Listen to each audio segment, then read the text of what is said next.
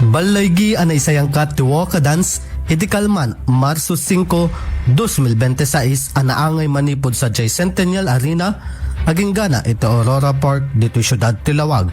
Daytoy a programa ket paset ti Women's Month celebration itatawen tapno may pakita ti dakkel responsibilidad ken akem digiti babayi iti komunidad kastamet may pakita iti tibker ken padagkaykaysa digiti babayi. Kastamet ati Waka Dance ket nakipagpartisiparan digiti nagduduma agunglo, asosasyon ken gobyerno ti Siyudad Tilawag. Iti nasawa selebrasyon ket nagbinuluygan nga inorganisar ti lokal a gobyerno ti Siyudad Tilawag, City Social Welfare and Development Office ken iti Sonta Club.